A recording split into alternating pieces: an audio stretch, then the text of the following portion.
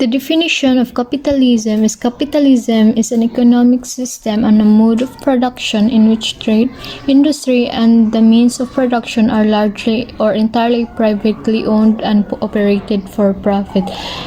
Capitalism also an economic and political system in which a country's trade and industry are controlled by private owners for profit rather than by the state.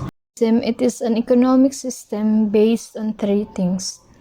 First, wage labor. Second, private ownership.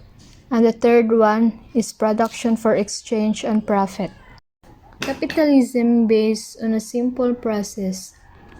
Money is invested to generate more money. The capital. When money functions like this, it functions like capital. Example of this is when company uses its profits to hire more staff or open new premises and make more profit.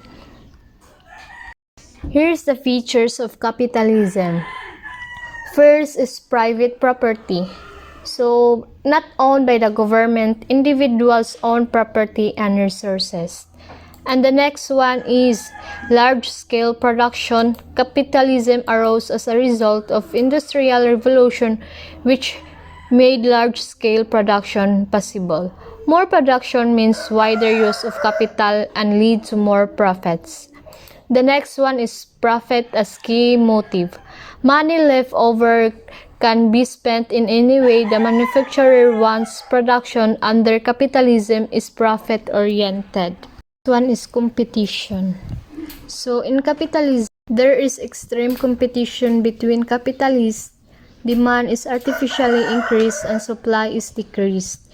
There is cutthroat competition under capitalism. Then the next one is price mechanism. In capitalism, the price of a commodity is determined not by the cost of production, but by the law of demand and supply. Then the next one is wage institution. The objective of the capitalist is to pay as less wages as possible and to take as much work as possible out of him. Then the next one is money and credit. In capitalism, institution of credit has become important.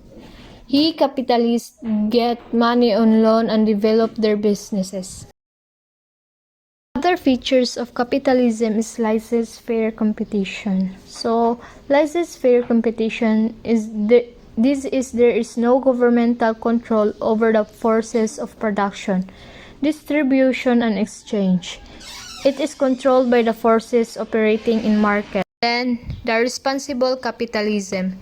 Responsible capitalism, it is essentially a free market economy but with a degree of government regulation to avoid the excesses and inequalities of capitalism. Then, the next is turbo capitalism.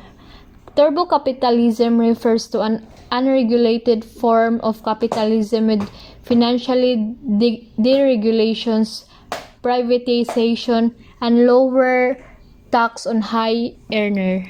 Then the next is crony capitalism.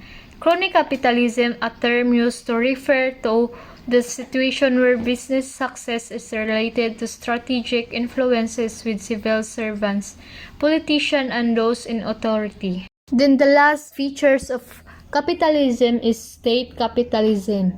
State capitalism, it occurs when state-owned industries play a key role within the market economy. Here are some pros of capitalism. So, first is the health. Then, the next one is social good. And the next one is being the best. And the fourth one is freedom. And the fifth one is economic growth. And the last one is equality. Capitalism, there is pros, but there is also a cons of capitalism. First is waste. Then the next one is starvation.